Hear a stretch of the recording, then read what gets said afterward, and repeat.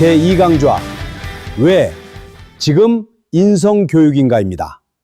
저출산과 초고령 사회, 가족 구조의 변화 속에서 우리 아이들의 교육 환경도 크게 달라지고 있습니다. 스마트폰과 AI의 발전으로 지식은 넘쳐나지만 사람다운 품성의 중요성은 더욱 커지고 있습니다. 성적과 지식만으로는 행복한 삶과 건강한 사회를 만들 수 없습니다. 지금 대한민국에는 생활 속에서 실천하는 인성교육이 필요합니다. 제2부 왜 지금 인성교육인가? 대한민국의 미래는 우리 아이들입니다. 오늘의 아이들이 어떤 마음을 품고 성장하며 어떤 사람으로 살아가느냐에 따라 우리 가정과 학교, 대한민국의 미래도 달라질 것입니다.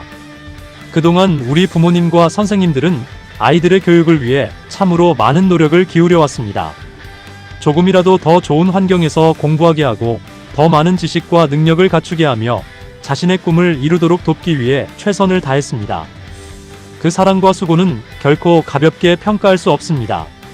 그러나 이제 우리는 잠시 멈추어 중요한 질문을 던져보아야 합니다. 우리 아이들은 공부를 많이 하는 만큼 행복하게 성장하고 있습니까? 많은 지식을 배우는 만큼 다른 사람을 존중하고 어려운 이웃을 배려하며 자신의 행동에 책임질 줄 아는 사람으로 성장하고 있습니까? 좋은 대학과 좋은 직장을 준비하는 것만큼 좋은 사람으로 살아갈 준비도 함께 하고 있습니까? 오늘날 우리 사회에는 지식과 정보가 넘쳐납니다. 학교와 학원에서 다양한 과목을 배우고 인터넷과 스마트폰을 이용하면 세계 어느 곳의 정보도 순식간에 찾을 수 있습니다. 그러나 사람답게 살아가는 방법, 다른 사람과 더불어 살아가는 방법, 화를 조절하고 갈등을 대화로 해결하는 방법, 감사와 배려를 행동으로 실천하는 방법을 배우는 시간은 오히려 줄어들고 있습니다. 공부는 많아졌지만 사람됨을 배우는 시간은 부족합니다. 정보는 많아졌지만 무엇이 옳고 그른지 판단하고 자신의 선택에 책임지는 힘은 충분히 길러지지 못하고 있습니다. 그래서 지금 우리에게 인성교육이 필요합니다. 우리 아이들은 어린 나이부터 성적과 순위, 비교와 경쟁 속에서 살아갑니다. 아침 일찍 학교에 가고 수업이 끝나면 학원으로 이동하며 집에 돌아온 뒤에도 숙제와 시험 준비를 합니다. 잘해야 한다는 부담, 친구보다 뒤처지면 안 된다는 불안, 실패해서는 안 된다는 두려움이 아이들의 마음에 쌓여갑니다. 공부는 분명 중요합니다. 그러나 시험 문제를 잘 푸는 능력과 인생의 어려움을 이겨내는 능력은 같지 않습니다. 높은 점수를 받는 능력과 다른 사람과 협력하는 능력도 다릅니다. 좋은 대학에 들어가는 능력과 좋은 가정을 만들고 책임 있는 사회인으로 살아가는 능력도 같지 않습니다. 학교는 지식을 가르치는 곳인 동시에 사람을 키우는 곳이어야 합니다. 우리나라는 저출산이라는 큰 문제도 마주하고 있습니다. 농어촌과 중소도시에서는 아이 울음소리를 듣기 어려워지고 학생 수 감소로 학교가 통폐합되거나 문을 닫는 지역도 생기고 있습니다. 이제 아이 한 명이 그 어느 때보다 소중한 시대입니다. 그렇기 때문에 아이를 몇 명 키우느냐보다 어떤 사람으로 키우느냐가 더욱 중요한 과제가 되었습니다. 아이의 수가 줄어들수록 부모의 관심과 기대가 한 아이에게 집중될 수 있습니다. 그러나 지나친 기대와 과잉 보호는 아이를 강하게 만들기보다 작은 실패에도 쉽게 좌절하게 만들 수 있습니다. 아이에게 모든 것을 대신해주고 어려움을 겪지 않도록 막아주는 것만이 사랑은 아닙니다. 무엇보다도 과잉 보호를 하지 말아야 합니다. 나무에 물을 너무 많이 주면 뿌리가 썩고 물을 안 주면 말라버립니다. 스스로 선택하고 실수하고 책임지고 다시 도전할 수 있도록 기다려주는 것도 사랑입니다. 대한민국은 이제 초고령 사회에 들어섰습니다. 아이들은 줄어들고 어르신은 늘어나고 있습니다. 이러한 시대일수록 세대와 세대가 서로 이해하고 함께 살아가는 교육이 필요합니다. 그러나 오늘날에는 조부모님과 손자 손녀가 함께 생활하고 대화할 기회가 줄어들고 있습니다. 가족이 서로 다른 지역에 살고 모두가 바쁘게 생활하다 보니 가족의 이야기를 나누는 시간도 부족해졌습니다. 조부모님은 오랜 세월 동안 수많은 어려움을 이겨내며 가족을 지켜오신 분들입니다.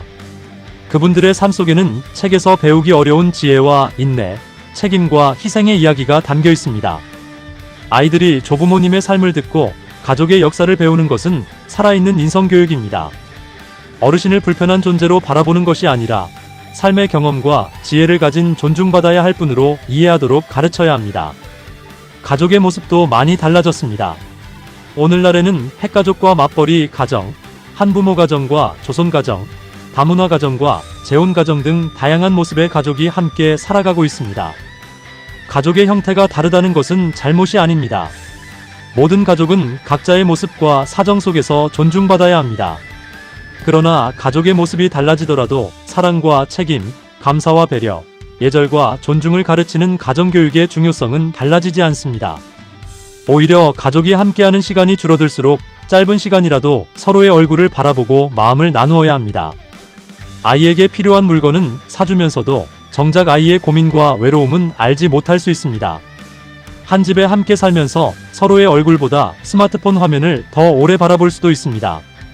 가정은 아이의 첫 번째 학교입니다. 부모의 말투와 행동, 부부가 서로를 대하는 태도, 부모가 자신의 부모님을 공경하는 모습이 아이에게는 가장 가까운 인성교육이 됩니다. 학교폭력 문제도 우리가 외면할 수 없는 현실입니다. 학교폭력은 주먹으로 때리거나 물건을 빼앗는 행동만을 뜻하지 않습니다. 친구를 반복적으로 놀리고 외모와 가정환경을 비웃으며 단체 대화방에서 따돌리고 사진이나 소문을 퍼뜨리는 행동도 심각한 폭력이 될 수 있습니다. 장난처럼 시작한 말 한마디가 어떤 학생에게는 오랫동안 지워지지 않는 상처가 됩니다. 학교폭력의 이면에는 다른 사람의 아픔을 이해하지 못하는 공감의 부족, 감정을 조절하는 힘의 부족, 사람을 존중하는 태도의 부족, 자신의 행동에 책임지는 의식의 부족이 자리하고 있습니다. 잘못된 행동에는 분명한 책임이 따라야 합니다. 그러나 사건이 일어난 뒤 처벌하는 것만으로는 학교폭력을 근본적으로 막기 어렵습니다. 친구의 아픔을 이해하고 서로의 다름을 인정하며 화를 조절하고 잘못된 행동을 보았을 때 용기 있게 말할 수 있는 힘을 미리 길러주어야 합니다. 인성교육은 폭력이 발생한 뒤에만 대처하는 교육이 아니라 폭력이 시작되지 않도록 돕는 예방교육이어야 합니다. 스마트폰과 디지털 환경도 아이들의 삶을 크게 바꾸어 놓았습니다. 스마트폰은 좋은 정보와 학습 자료를 제공하고 친구와 소통하게 하는 유용한 도구입니다. 그러나 폭력적인 영상과 욕설, 가짜 정보와 과도한 비교 문화에도 아이들을 노출시킵니다. 온라인에서는 상대방의 얼굴이 보이지 않기 때문에 현실에서는 하지 못할 말을 쉽게 쓰기도 합니다. 하지만 화면 속의 글 한 줄도 누군가에게는 깊은 상처가 될 수 있습니다. 스마트폰을 무조건 빼앗거나 사용을 금지하는 것만으로는 문제를 해결할 수 없습니다. 아이들이 스스로 사용 시간을 조절하고 정보의 진위를 판단하며 온라인에서도 다른 사람을 존중하고 자신의 말과 행동에 책임지는 디지털 인성을 길러야 합니다. 인공지능이 대신할 수 없는 사람의 양심과 인성입니다. 다른 사람의 아픔을 이해하는 공감, 받은 사랑에 감사하는 마음, 어려운 사람을 돕는 배려, 옳지 않은 일을 거절하는 용기, 자신의 선택에 책임지는 자세입니다. 인공지능이 좋은 답을 제시하더라도 그 답을 어떻게 사용할 것인가는 사람이 결정합니다. 사람을 돕는 데 사용할 것인지, 거짓과 부정을 위해 사용할 것인지는 사용자의 양심과 인성에 달려 있습니다. 그래서 인공지능 시대일수록 인성교육은 선택이 아니라 반드시 필요한 교육입니다. 좋은 성적은 아이에게 좋은 기회를 줄 수 있습니다. 그러나 좋은 인성은 그 기회를 바르게 사용하도록 해줍니다. 정직한 사람은 신뢰를 얻습니다. 책임감 있는 사람은 어려운 일도 끝까지 해냅니다. 배려하는 사람은 좋은 인간관계를 만듭니다. 감사할 줄 아는 사람은 자신의 삶과 다른 사람의 수고를 소중히 여깁니다. 아무리 공부를 잘하고 높은 지위를 얻더라도 정직하지 못하고 다른 사람을 무시하며 자신의 행동에 책임지지 않는다면 좋은 인재라고 할 수 없습니다. 반대로 성적이 조금 부족하더라도 성실하고 정직하며 다른 사람을 배려하고 자신이 맡은 일을 책임있게 해내는 사람은 어디에서든 신뢰받을 수 있습니다. 이제 대한민국 교육은 좋은 점수를 받는 학생만이 아니라 좋은 사람을 키우는 교육으로 나아가야 합니다. 그 일은 어느 한 사람에게만 맡길 수 없습니다. 가정은 아이에게 사랑과 감사, 예절과 책임을 가르쳐야 합니다. 학교는 존중과 협력, 규칙과 공동체 의식을 생활 속에서 실천하도록 도와야 합니다. 지역사회는 아이들이 안전하게 성장하도록 좋은 환경과 본보기를 제공해야 합니다. 우리 아이들은 어른들이 말하는 대로만 자라지 않습니다. 어른들이 살아가는 모습을 보며 자랍니다. 부모가 서로 존중하면 아이도 존중을 배웁니다. 부모가 자신의 부모님께 감사하면 아이도 효도를 배웁니다. 선생님이 학생을 인격적으로 대하면 학생도 다른 사람을 존중하는 법을 배웁니다. 사회가 정직한 사람을 인정하면 아이들도 정직하게 살아야 한다는 믿음을 갖게 됩니다. 인성교육은 어려운 이론에서 시작되지 않습니다. 아침에 가족에게 인사하는 것, 다른 사람의 말을 끝까지 들어주는 것, 도움을 받았을 때 감사하다고 말하는 것, 잘못을 인정하고 사과하는 것, 약속을 지키고 맡은 일을 책임지는 것에서 시작됩니다. 작은 행동이 반복되면 습관이 되고, 습관이 쌓이면 한 사람의 인격이 됩니다. 이제 우리는 아이들에게 무엇을 더 가르칠 것인가만 생각해서는 안 됩니다. 우리 아이를 어떤 사람으로 키울 것인가를 함께 고민해야 합니다. 공부를 잘하는 아이도 중요합니다. 그러나 부모와 어른을 공경하고 친구와 이웃을 배려하며 선생님을 존중하고 자신의 삶과 사회에 책임을 다하는 사람으로 키우는 일은 더욱 중요합니다. 아이 한 명을 바르게 키우는 일은 한 가정을 살리는 일입니다. 한 가정을 살리는 일은 한 학교와 지역사회를 변화시키는 일입니다. 그리고 그것은 대한민국의 미래를 바로 세우는 일입니다.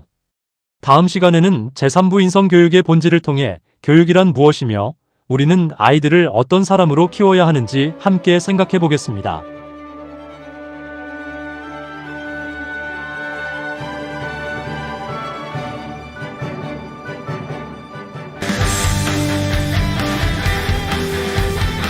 대한민국의 미래는 우리 아이들입니다. 그리고 좋은 아이는 좋은 가정에서 시작됩니다. 올해 좋은 아버지상 수상을 진심으로 감사드립니다. 앞으로도 더 좋은 아버지가 되도록 노력하겠습니다. 한국효도문화협회와 좋은 부모되기 운동본부에서는 자녀들의 올바른 인성교육을 위해 좋은 부모되기 학부모 강좌를 영상과 책자로 함께 제공하고 있습니다. 또한 가정에서 효도를 직접 실천할 수 있도록 손자 손녀가 추천하는 가족효행상을 시행하고 학교별 가족효행상 수기집을 제작해 드립니다. 학교와 지역사회가 함께하는 효도잔치 페스티벌도 진행하며 효행을 실천하는 가정의 할머니 할아버지 생신과 고희연을 소중한 가족 기록 영화, 영상 자서전으로 제작해 드립니다. 그리고 좋은 부모되기 학부모 강좌에 함께하실 강연자를 초대합니다. 효도가 대한민국의 희망입니다. 우리 아이들이 대한민국의 미래입니다. 문의 전화는 02-2273-9090입니다.